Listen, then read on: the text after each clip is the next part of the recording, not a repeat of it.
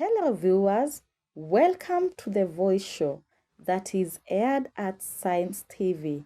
My name is Videlis Njoki and this is my side name. I will be your host for this show. In the voice show, it's aired every Friday at 8 p.m. And if you happen to miss it on Friday, there is always a repeat every Sunday at 8 p.m. If you happen to miss the two shows, do not worry. You can follow us on all our social media, especially on YouTube. What you are going to do, just search The Voice Show and you will get all our stories. Today, we have a guest who has come to share about his work, and I want him to introduce himself. This person works with the border sector, and I know maybe you are surprised, but I want him to introduce himself briefly and what he does.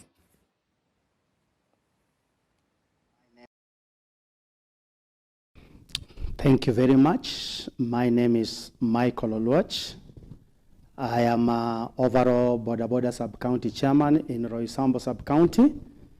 And my work is border. That is what I do.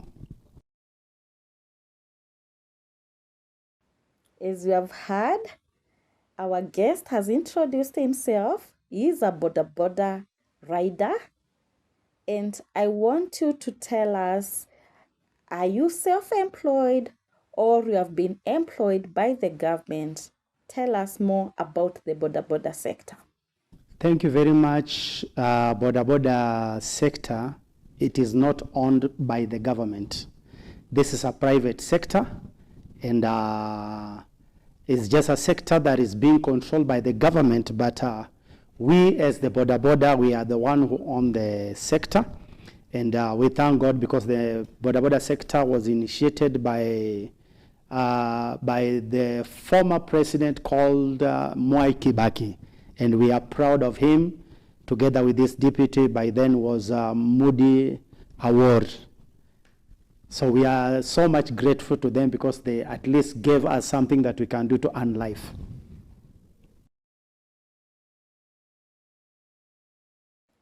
As you have heard, our guest is not employed as a border person, but is self-employed.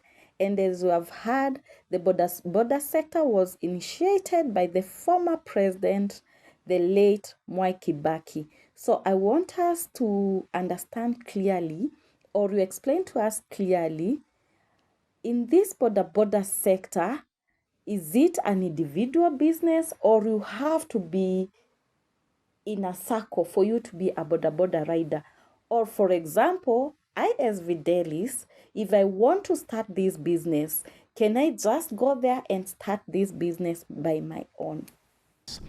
Thank you very much. As I said, the border was initiated by Mike Kibaki, and the deputy president by then was Moody Award, and they gave us this opportunity. But for you to become a border rider, by then it was very easy because you could just buy a motorbike, then you just look somewhere, you can start standing, then you make it to become a stage and no one could question you. Only thing that were required for you to have was a normal thing that is required from anyone who ferries the passengers in the transport sector, which was driving license and the insurance, and maybe something like a reflector to show you are a border and a helmet for your own safety and even the client's safety.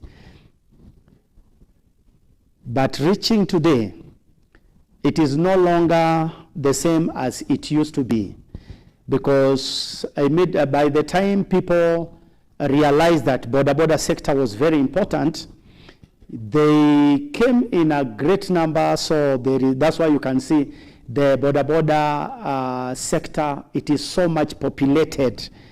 And in nowadays, you have to find, at least if you buy a border, you must identify a stage where you can put it where you can be working from as a stage. And then secondly, according to the order that was given at the time of Magari Madare Road when the incident occurred, there was an order which we were given as a boda sector that you must belong to a stage and a circle in order for you to operate as a boda rider to ferry a passenger for the safety of the passenger, at least when they are boarding your motorbike.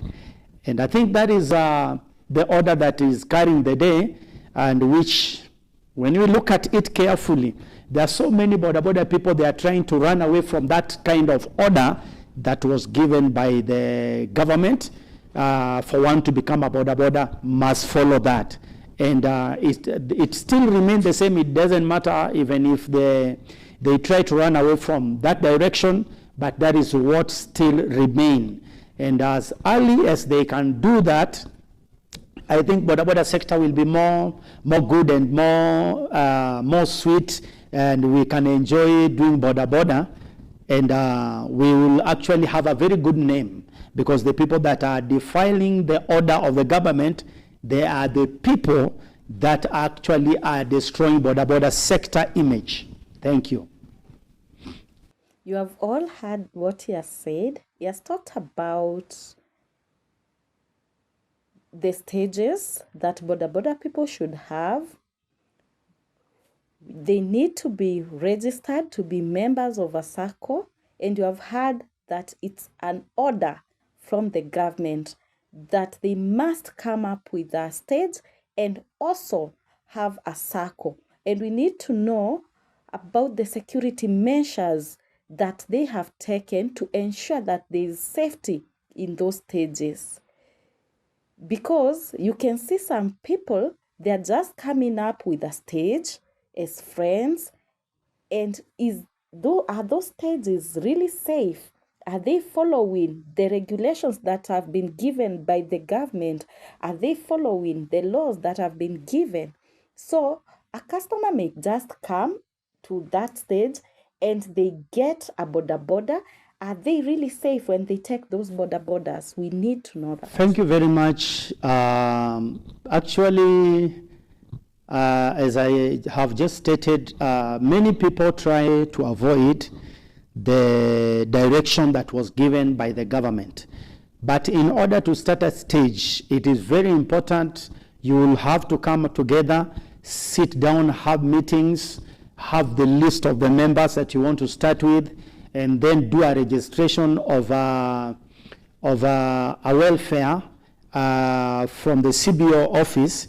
At least then it is recognized as a group. Then, it has been recognized as a group that is operating at a certain location and area. The chairman or the office bearers of that group, they are supposed to take a step to come to the chairman, who is the circle chairman around. They should find a circle chairman within their area, so that they can be given what is called a QR code, and they can be added also into the list of the people that are operating within that area. And we were told to have a QR code, I'm holding it in my hands, something like this, that shows your stage and it shows your circle. And when you scan this, it can also bring the details of your chairman, stage chairman, circle chairman, and also the next of kin, maybe if it's your wife, your brother, your sister, or your parents. Those are the people that we take as a next of kin, but not your colleague. And now when that one shows that, it means already that is a step one. Step two that a boda is supposed to have is you should have a reflector like this one that shows which circle you belong.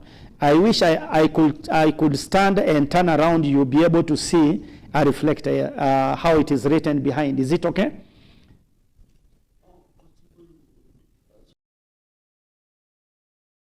Thank you.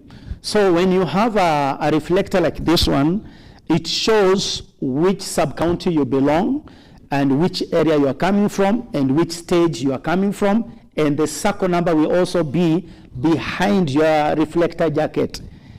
So that one, it is the measures that was given by the government. And there is also an ID that you're supposed to have, a job card ID, that at least it can also show when they do scan the scanning the QR code. At least it can also show you are the owner of that motorbike and the QR code of the SACCO. At least all the 3 steps are very important for a border operator. But many people, they do not want to do that.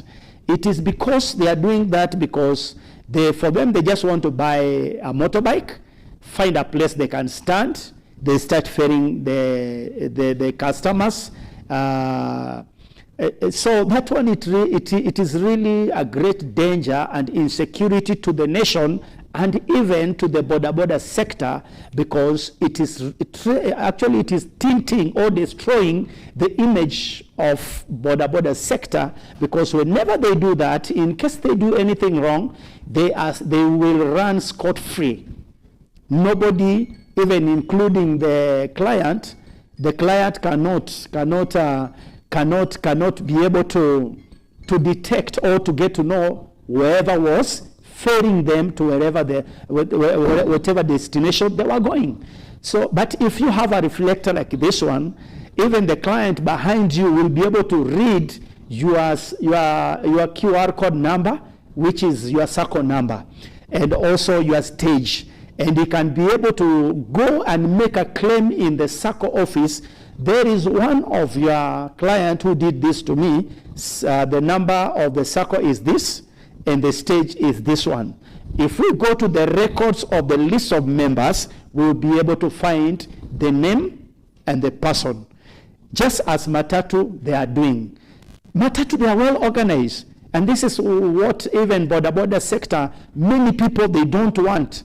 They just want, maybe if I buy a motorbike, I will go to online company like a Bolt, Farasi, and Uber, and start operating with an app. And they will tell you, if you ask them, why don't you belong to a SACCO? They will tell you, I am a Kenyan, I have a freedom to work anywhere, and I don't need to join a SACCO. Do you, maybe you people, they normally say, SACCO people, you are conman, without knowing that they are breaking the law of the government of the nation of Kenya. So in order for this to happen, and in order for border SACCO to find a good name and dignity, we need the help of the government itself to reinforce that law, that any border, as it was said or stated by the government, you must belong to a SACCO. Just as a Matatu, you cannot buy a Matatu without identifying the stage and a SACCO where you are taking it to. So these are the things that actually, you see, even the goons were in town last week, and they took advantage, because if I just put any reflector even tomorrow, as some of my other chairmen have stated that tomorrow, beginning tomorrow, every border rider must have a reflector. I want to challenge them. I was not in that meeting, but as our overall sub-county chairman of Roysambo, I want to throw a challenge to them. I want to tell them that I can put on any reflector.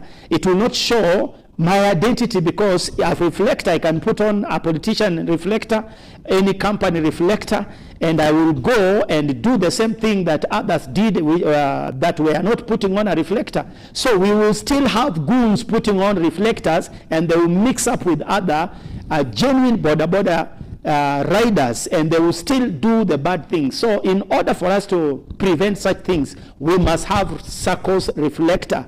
Let us not escape or run away from the law and the directive that were given by the government. Thank you. This is interesting. Our eyes are now wide open. So he has talked about something that is really a concern about Bolt, Uber, Farasi, and the rest. They need to have a SACCO or to be registered in a SACCO. So you have been given a very clear information about that. Recently, we saw during the demonstrations in town, it happened to have so many people who participated in those demonstrations, and majority were the border riders. We wanted to know who are behind those demonstrations. Are they the politicians who had hired the goons? Because it was really a sad situation for us to watch. And you could see they robbed, they beat people, and they killed people. So, who were behind hiring those goons? Were they really politicians? And were those people members of the border sector? What was happening?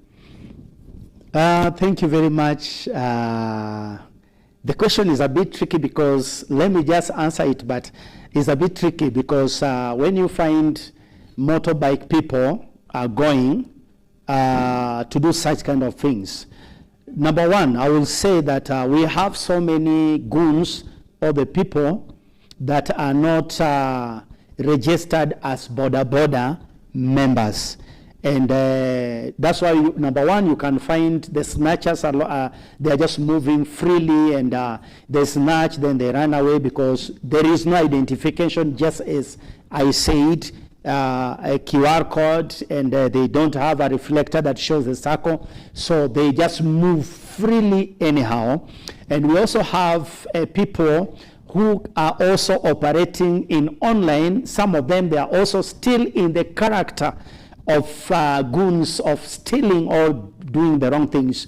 But according to what we have heard, there are some people, politicians, which are using some such kind of people, groups, to go and maybe to fulfill what they want. So they go and pay them the money, and the border, those motorbike people that are not registered, they will go to town with people carrying them in order for them just to work for certain politicians.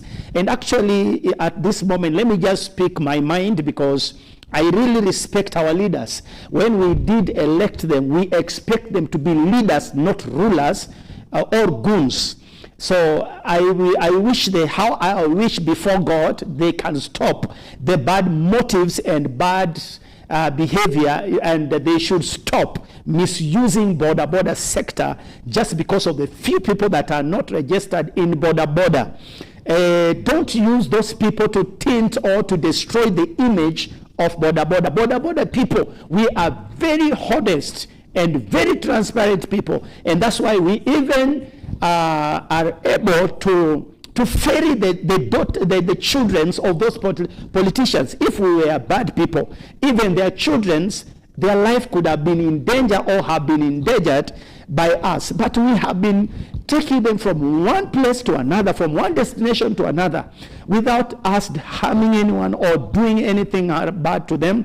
But when they met the small group that are not registered and honest border, when they do that, you will hear border sector need to be closed, because they say all border people are bad.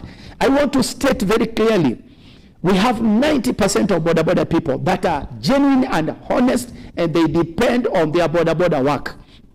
We know that is our office, and that is what pay for our rents, our school fees, and feed our families. So we cannot accept people to keep on misusing border people. We will unite as leaders of the border sector, and we will stand against you politicians, and we will not accept you to use border once again. You have taken border group for granted, and I urge this to the police, to the law reinforcement office, IG plus others. Please step down. Please just come down and reinforce the law, that the order that government gave to the border. Let all border be registered member of the stage and the circle. Anyone who does not want to become a member of a stage and a circle, let them not tell us they are online people. It means they jump one line, they go to the company. We do not refuse in answering the question you ask about the Bolt people, the online. We do not stop anyone from joining a circle because they are just online. find a stage, just like a matatu owner has found a stage, he has found a circle, is registered. So even if you operate online, we do not have a problem because you have a circle, you have a stage, you have what is called identification. But as long as you defile or rebel against the law of the government, us that follow the law of the government, we will also stand against you and tell you no to that. Thank you. You have all heard the word, and the message is very clear. We need to do everything clearly and in the right procedure. And I'm going to beg the government, and please stop misusing the border sector. We are going to take a short break, and we are going to come back with more discussions.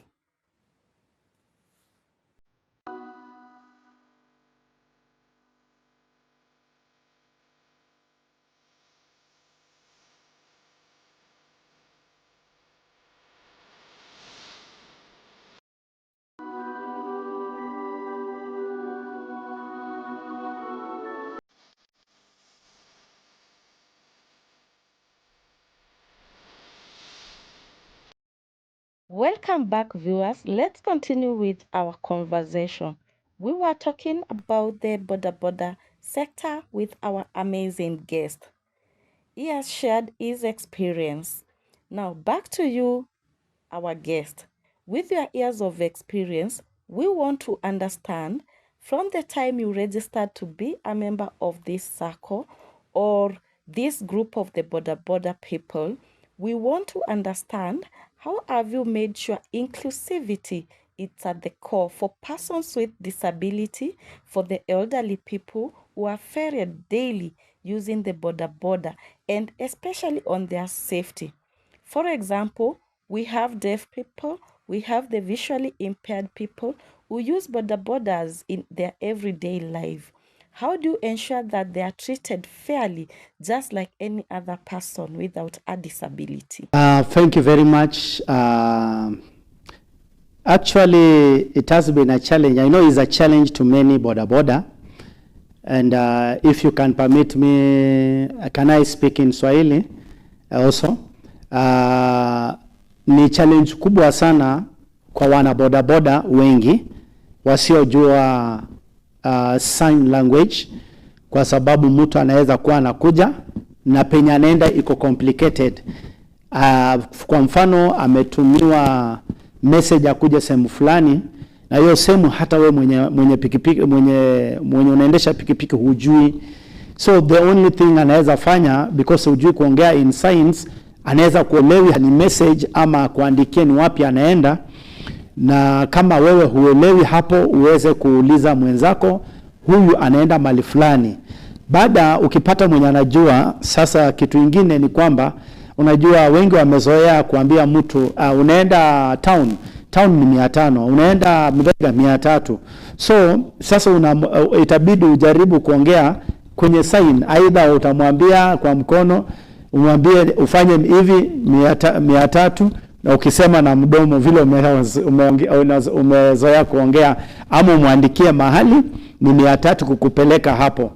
Haya, sasa yeye anataka pia kujiexpress, aseme 300 iko mingi. Sasa wewe utashindwa utabageni na yeye namna gani, kwa sababu haujui sign language. So unajaribu kumwambia tu 300 hivyo tu 300. So the challenge, but I know wengi wetu tunajaribu jinsi tuwezavyo tuweze kuelewana ili uweze kumpeleka sehemu ile anayoenda. Na kuna kitu ambacho tumejaribu vile tuwezavyo sisi personally kwa stage yetu ambaye ninaoperate. Kuna wengi wanakujanga na tunawapeleka.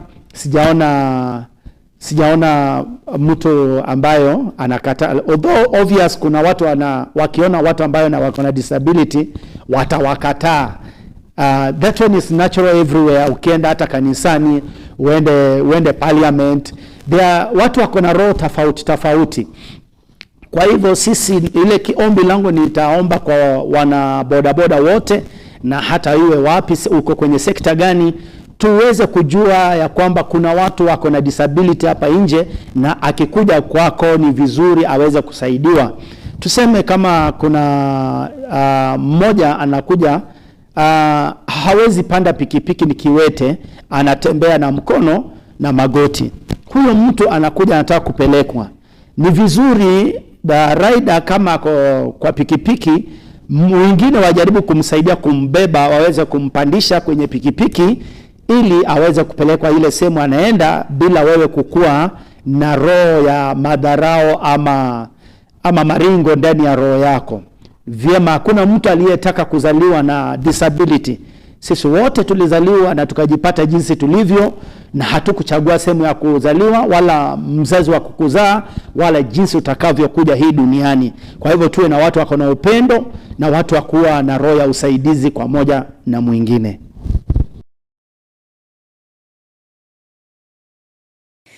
This is a very interesting conversation, especially the last bit where you talked about how you negotiate with the deaf clients and the challenges and barriers, communication barriers that you do face in daily life, especially on the bargaining part.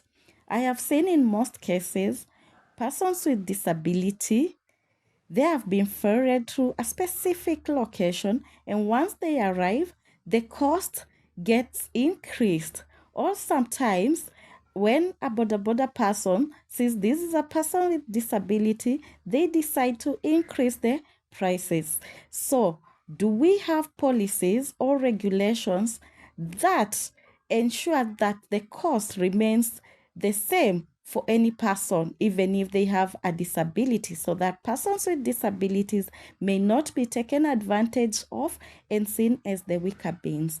Secondly, I want to understand, do you have any plans in future where you can ensure that there is accessibility and a person with disability can access the borders comfortably anywhere and at any given time?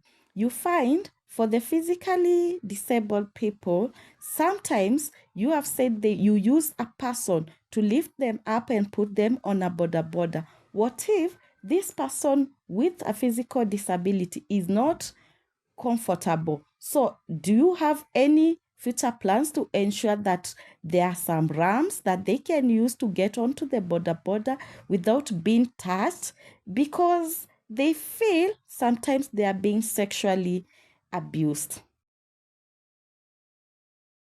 When you look at that matter of disability, it depends with the stage. This one I will bring it back to the stages, because it depends with the stage rules and regulation they are put down. If there is rules and regulation at the stage levels, then it means there will be order. Even now it is, and in the future it will still remain. Where they have not put rules and regulation, well, that is where we can find problems. But I can say if every stage they know, taking one person, ferrying one person, a passenger from, maybe let's say I'm getting someone from Mudaiga police station to Pangani is 100 shillings. So there is no charges like you need to extra charge someone because they have disability, or you see maybe is a white man. I know there are people with that kind of literate in a mentality that they will look at a color of a person or how someone is, then they would want to extra charge them, which is not good. It's not a good character, and it is not a good thing to be done, because in order for us to maintain our clients, you just need to maintain your prices. As a shop attendant, always if he sells a bread at 60 bob, he will not look at this is a white man or this is a rich man. How much is the bread? Is 60 bob. If you come, you send a child, how much is the bread? Is 60 bob. So our prices at each stage level should be regulated. We cannot regulate the prices at our, let's say, sub-county level or ward levels, because we have ward chairman, we have sub-county chairman, and sub-ward chairman. We have what the NTSA law say, stage managers. They are the one to ensure they are supervising the rules and regulation of the stage to ensure someone is not overcharged. And in case someone is overcharged, they have the freedom to go back to us for a chairman for them to launch their complaint. And when their complaint is launched, they can bring it to the ward chairman or to the sub-county chairman to deal with it if they cannot be able to deal with it at the level of the stage.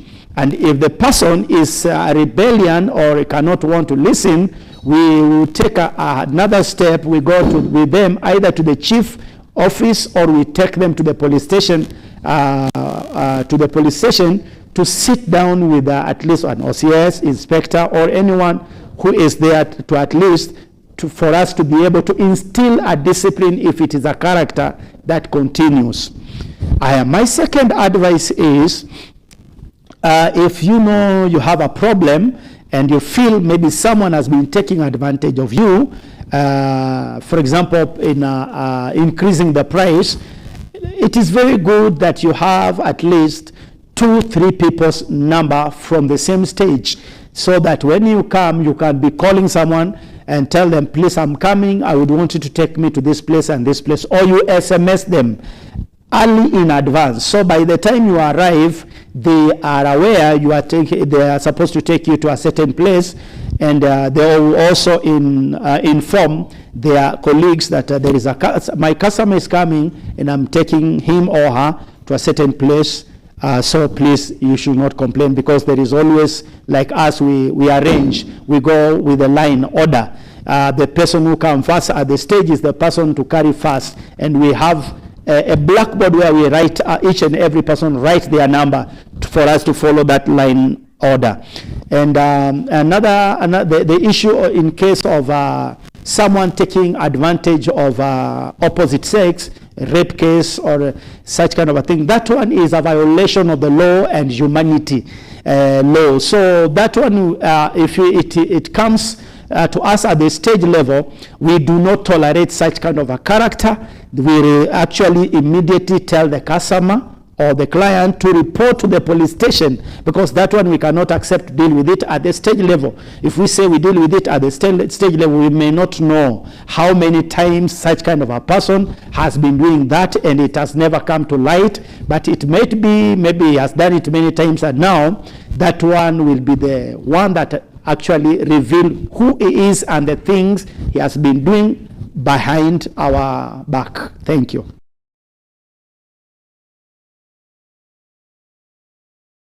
You have talked so much about the boda sector, and because of time has really passed. I think maybe you can have your final remarks where you are going to share your final message, and please be very brief. Thank you very much. Just as all that I've shared, and to every let me say to every boda who is watching and is listening to me, please, I would just urge you, wacha niseme kwa Kiswahili, tuwache ile kitu kusema sisi wana boda tuwezi kukontroliwa ati tupangangwe. Tuwache hiyo. Unaona, kila mali kuna leadership, kila mali kuna order, na kwetu peke yetu ndio, katika sekta yetu ndio unakuta kuna shida, na tusipofuata sheria yenye government waliweka, tuta operate, lakini I can assure you with time tutakuwa na crackdown nyingine. Na remember ile wakati nyingine mulilia na tukakaa chini na kama viongozi na pamoja na riders tulikubali tukaanza kufuata sheria. Imefika mahali watu hawataki mambo za QR code, hawataki mambo za reflector, hawataki mambo za sako. Kila mtu anataka kujipanga kivyake, wengine wanatoa stage QR code, and that is not a sako according to the order of the government. Tafadhali tufikirie tu. Aya, wengine tunapenda kwenda wrong side, hata pale tao unataka kuchapa tu wrong side, wewe unasema wewe huwezi tishwa. So it's not about kutishwa, it's about your safety na ule mwenye anatumia barabara safety yake. So tafadhali tuwe watu ambaye wanafikiria maisha yako na ufikirie maisha ya ule mwingine mtumizi wa barabara kama wewe. Na tutakaa Wakenya wazuri, sekta yetu itaheshimika. So na passengers ambaye pia wanatumia bodaboda, na waomba tafadhali, mimi nafurahia sana kwamba kuna online, lakini tuangalie hata wewe mwenyewe wenye unabebwa na online. Online watu wanalia, ukikaa chini uangalie uwasikize, unakuta mtu ukirequest anarudi offline, anakuuliza utanilipa, kama inaleta kutoka Garden City mpaka town inaleta 140, anakuuliza utaniongezea ifike saa 2. So unaona hata hiyo pesa iko chini. Wanafanya hivyo kwa sababu gani? Wanaangalia mafuta kutoka papaka town, na hiyo distance ni pesa kidogo sana.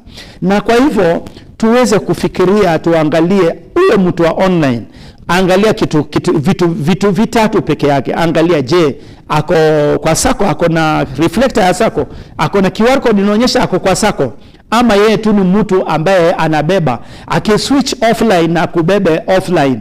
What is the risk? Number 2, ambaye passengers wengi hawaangaliangi, ukirequest inatakana vile unaangalianga ile ya Uber ya gari, angalia number plate ya pikipiki. Je, inaonyesha kulingana na request yako ama haiko tofauti? Kama iko tofauti, achana nayo, manake mtu anaweza kuwa anafanya uhalifu akubebe aenda kunyang'anye mahali. Akisha kunyang'anya utamtoa wapi? So hizi ni vitu lazima sisi kama passenger tuangalie. Ya mwisho nikimalizia ni kwenye serikali yetu. Mimi nawaomba tafadhali, tuache kulegeza kamba, tuingie kwenye sekta ya bodaboda, tulainishe wanabodaboda. Nimesikia kule kwenye parliament wanasema wanataka bodaboda Kenya ikae kama Rwanda, na imekataliwa. Wanasema sisi hamwezi kutupanga. Hakuna kitu kama watu hawawezi kupangwa. Sisi viongozi tuko tayari kufanya kazi pamoja na serikali ku make sure bodaboda yote imeingia kwenye laini inayotakikana kulingana na sheria ya serikali na kanuni za kazi. Tutatekeleza na tufanye kazi pamoja, na Mungu atatubariki wote, na wote tutakuwa na nchi ya baraka, na tutakuwa na sekta ya bodaboda iliyolainika na ya baraka. Asanteni. Thank you. To those watching us, once you watch, don't forget to like, to share, and to comment. And to everyone watching us, thank you, and see you on our next show. Bye-bye.